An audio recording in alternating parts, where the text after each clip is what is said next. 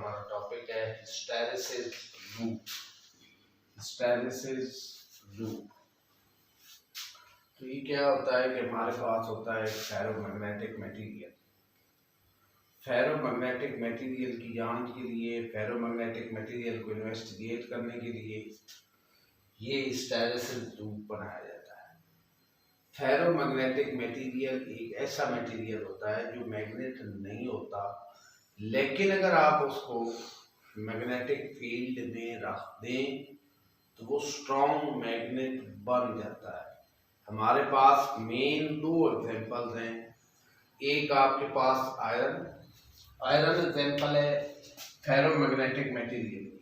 ये यहाँ पर मैं लिखता हूँ, ये जो बेसिकली टॉपिक है ये related to ferromagnetic material के लिए। फेरोमैग्नेटिक मेन एग्जांपल हमारे पास आयरन और स्टील की है, वो कि ये मैग्नेट नहीं है। They become strongly magnetised when placed in external magnetic field. इनको एक्सटर्नल फील्ड में रखें तो ये स्ट्रांगली मैग्नेटाइज हो जाते हैं।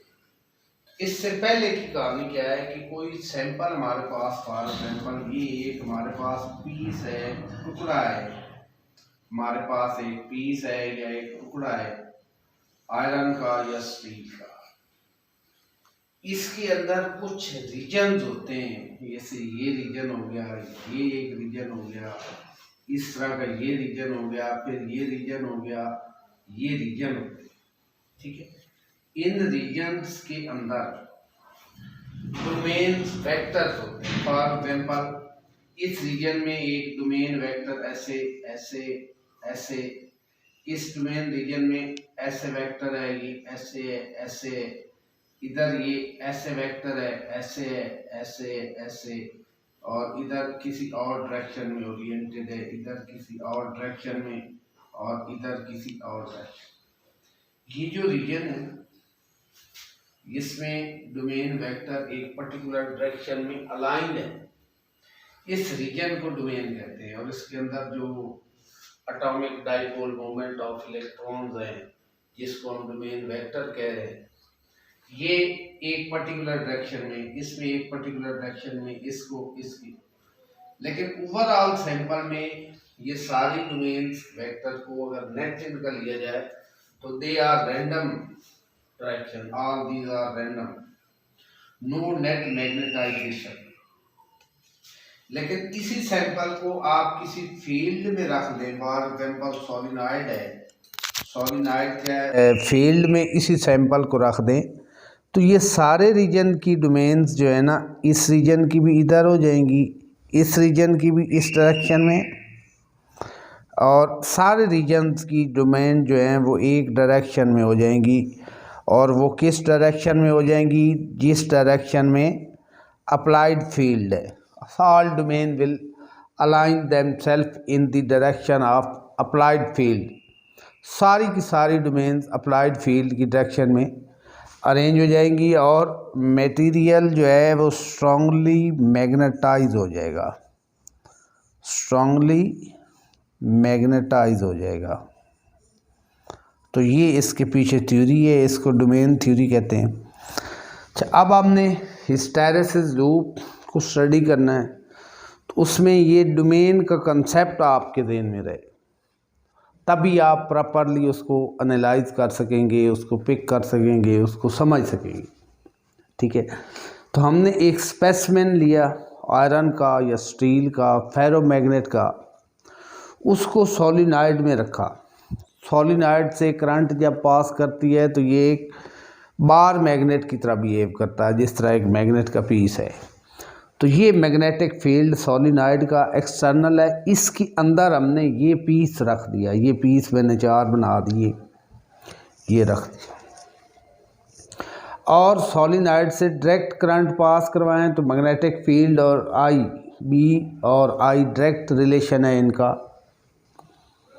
लेकिन सोलिनॉइड से अगर आप अल्टरनेटिंग करंट को पास करवाएं तो बी भी उसी तरह वेरी करेगा जिस तरह अल्टरनेटिंग करंट वेरी करती है। बी भी ऐसे ही बढ़ेगा, कम होगा, फिर नेगेटिव डायरेक्शन में बढ़ेगा, फिर कम होगा। क्योंकि बी और आई डायरेक्टली प्रोपोर्शनल हैं, तो इस सोलिनॉइड को हमने अल्टरनेटिंग करंट के साथ जोड़ा है और इसमें हमने एक आयरन का या स्टील का फेरोमैग्नेटिक का पीस रख दिया है सोलिनॉइड के अंदर।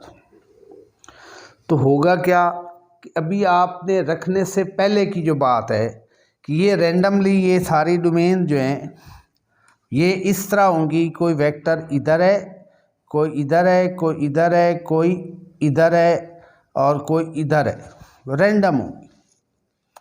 यानी सोलिनॉइड में रखने से पहले आयरन का पीस जिसको स्पेसिमेन कहते हैं, वो स्पेसिमेन के अंदर जो एटम्स हैं उनकी डोमेन्स हैं, डोमेन वेक्टर हैं, वो रैंडम है, कोई मैग्नेटाइजेशन नहीं है।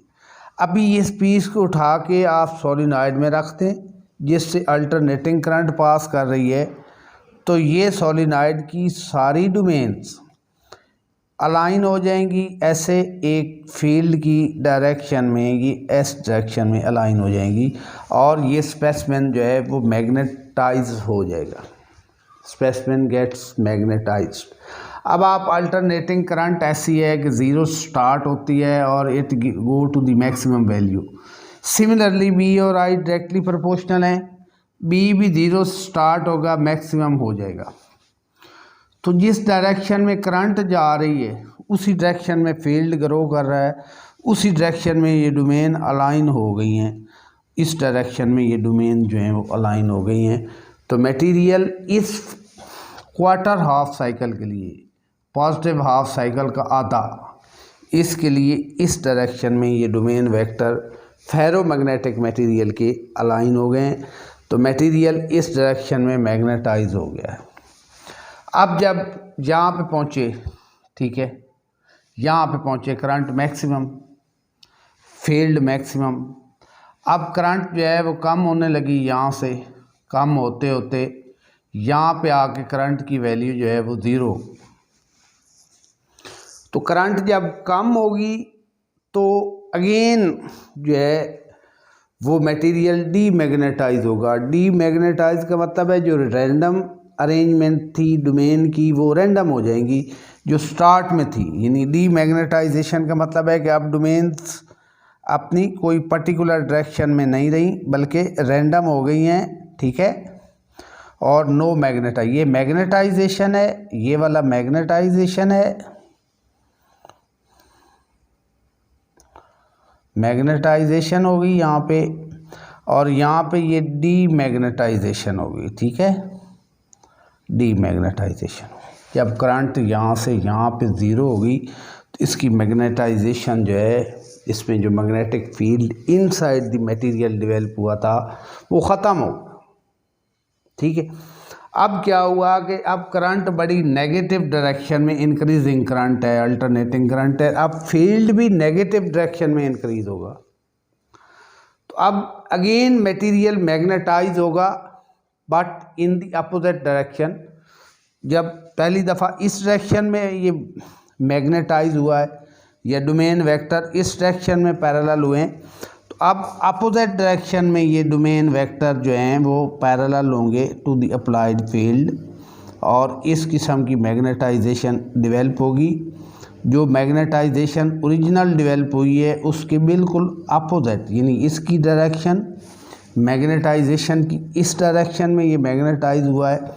अब इस यहाँ से यहाँ तक पोर्शन के लिए, इस पोर्शन के लिए अगेन देयर इज़ मैग्नेटाइजेशन, तो वो इस डायरेक्शन में है। देखिए इस हाफ साइकिल के लिए मैग्नेटाइजेशन इस डायरेक्शन में, इस क्वार्टर साइकिल के लिए इस डायरेक्शन में, इस क्वार्टर साइकिल के लिए डीमैग्नेटाइज, ये डोमेन वेक्टर रैंडम हो गए।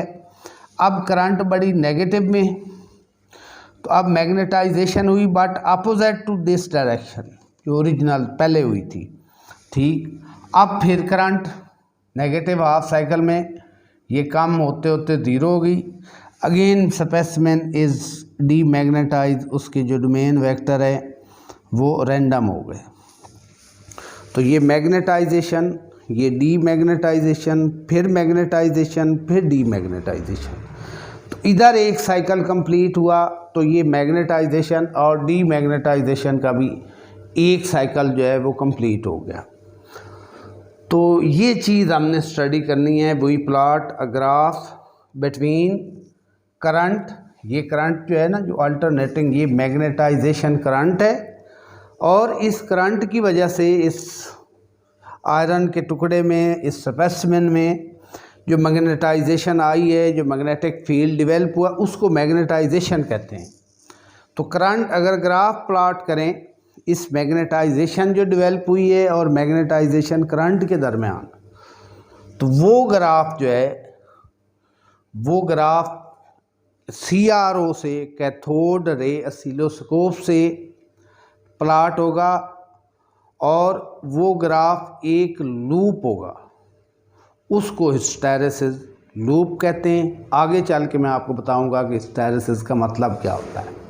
तो पहले इसको स्टेटमेंट पढ़ते हैं। The graph between magnetic flux density, magnetic flux density होता है मैग्नेटिक फील्ड जो आपने अप्लाई किया हुआ है, एंड मैग्नेटाइजिंग करंट, यानी जो मैग्नेटाइजिंग करंट है उसके बीच में ग्राफ प्लॉट किया जाता है बाय CRO, और वो एक क्लोज्ड लूप है। ये मैंने लूप यहाँ पे बनाया है, इसको एक्सप्लेन भी करेंगे, ठीक है। तो ये क्लोज लूप है, इस लूप का नाम जो है हिस्टैरिसीस लूप है, ये इसकी डेफिनेशन है। और करना क्या है कि आपने सोलेनॉइड को अल्टरनेटिंग करंट सप्लाई करनी है। अल्टरनेटिंग करंट से वो वेरिएंग फील्ड जनरेट करेगा। उस वेरिएंग फील्ड, एक्सटर्नल फील्ड वेरिएंग है, उसके अंदर आप स्पेसिमेन रखेंगे तो आप इसको स्टडी कर सकेंगे। आप मैग्नेटाइजिंग करंट और मैग्नेटिक फ्लक्स डेंसिटी, यानी जो इसके अंदर मैग्नेटाइजेशन आ रही है, उसका ग्राफ जो है वो प्लॉट करेंगे।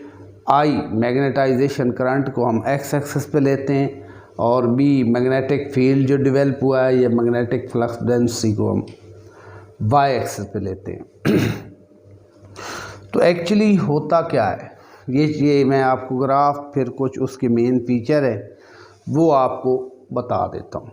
जब आपने स्पेसिमेन को इसके अंदर रखा सोलेनॉइड के, तो करंट बढ़ी, मैग्नेटाइजेशन बढ़ी। करंट के बढ़ने से magnetization goes like this fashion, let this point is ए।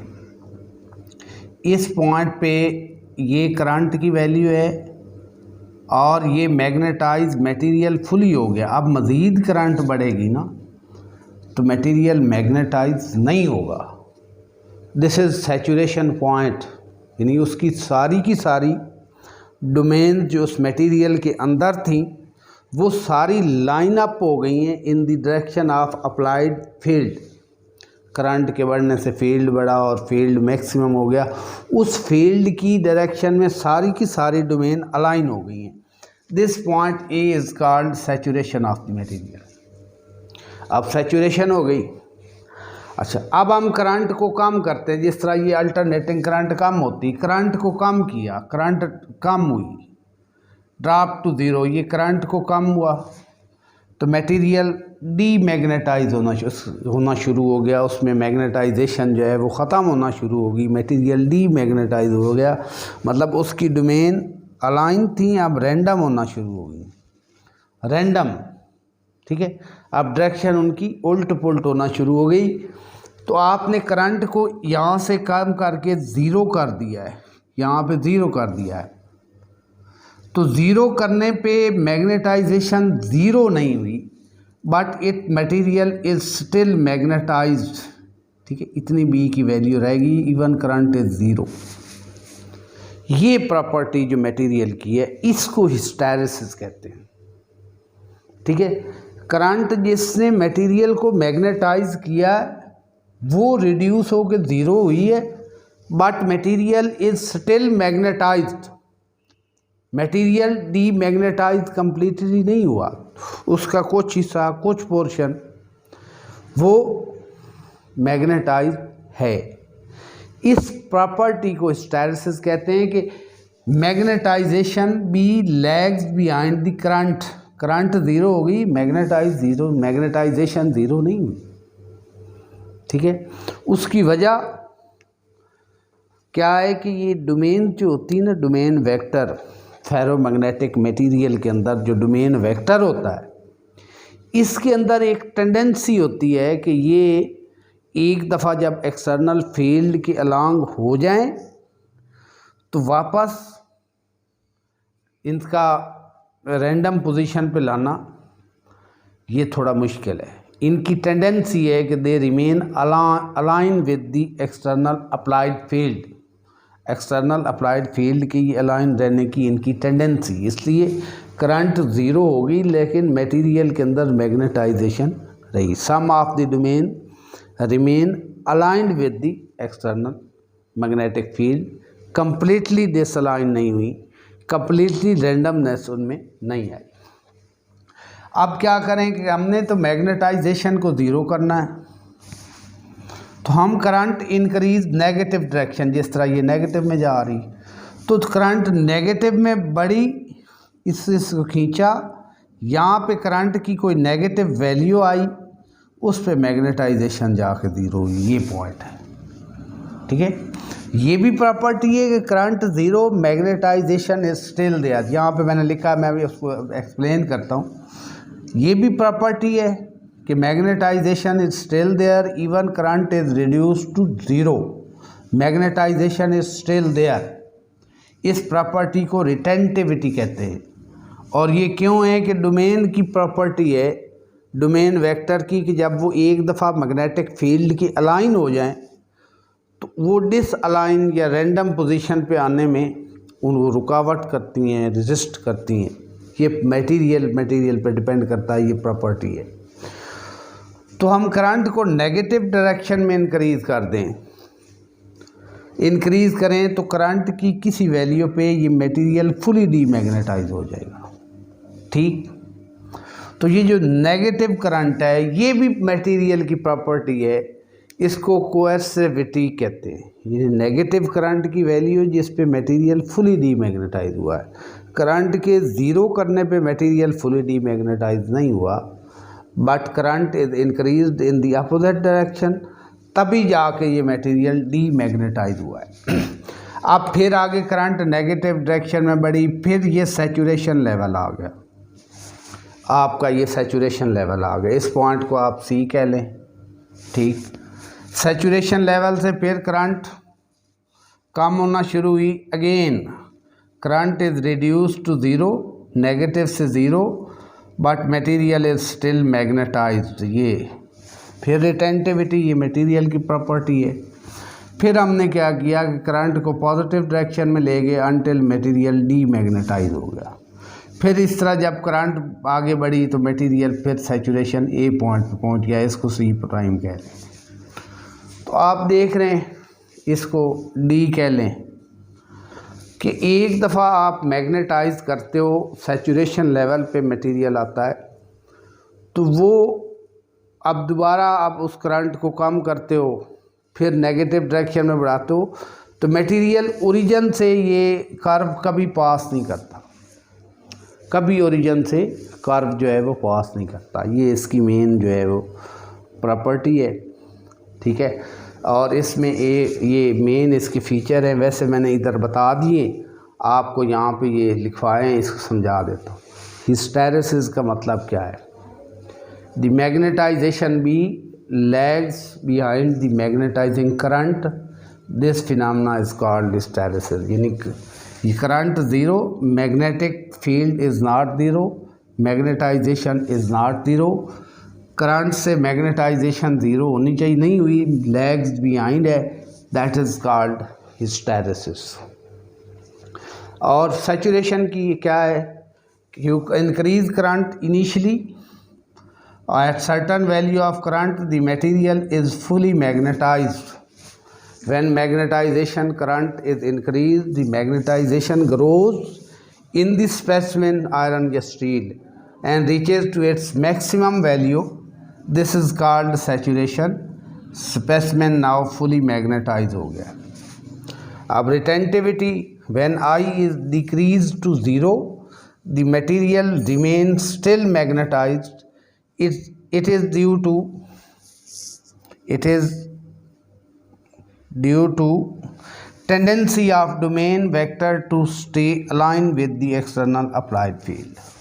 यानी आपने करंट को ज़ीरो किया, मटेरियल मैग्नेटाइज क्यों है, ये उसकी प्रॉपर्टी रिटेंटिविटी है। रिटेंटिविटी कम्स के डोमेन वेक्टर्स के अंदर एक टेंडेंसी है कि वो फील्ड के अलाइन हो जाएं तो वापस आना मुश्किल, ये आपकी रिटेंटिविटी है। और चौथी प्रॉपर्टी है कोएर्सिविटी, कि आपने मटेरियल को अब फुली डीमैग्नेटाइज तो करना है। You increase current in the negative direction, C point पे मटेरियल जाके फुली डीमैग्नेटाइज हो जाता है, तो ये कोएर्सिविटी है। In order to demagnetize the specimen completely current is increased in the opposite direction. इस करंट को कोएर्सिव करंट भी कहते हैं और मटेरियल की इस प्रॉपर्टी को कोएर्सिविटी कहते हैं, ठीक है। पांचवी इसकी प्रॉपर्टी ये है area of the loop. Area of the loop, ये मैं मिटा रहा हूँ। एरिया ऑफ द लूप, यानी ये जो लूप बना है, हिस्टैरिसीस लूप बना है, एरिया ऑफ द लूप, ये पांचवी इसके में फीचर है। एरिया लूप का ज़्यादा होगा ना इस लूप का एरिया, इसका मतलब है कि इस फेरोमैग्नेटिक मटेरियल को मैग्नेटाइज करने के लिए या डीमैग्नेटाइज करने के लिए ज़्यादा एनर्जी लगानी पड़ रही है।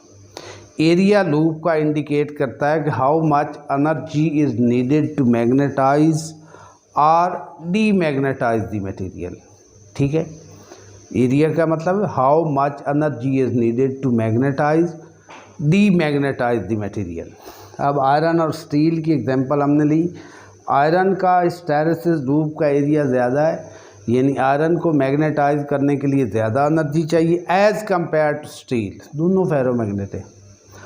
तो ये सूटेबिलिटी होती है, हम चेक करते हैं ये हिस्टैरिसीस कर्व प्लॉट करके कौन सा मटेरियल किस पर्पज़ के लिए सूटेबल है।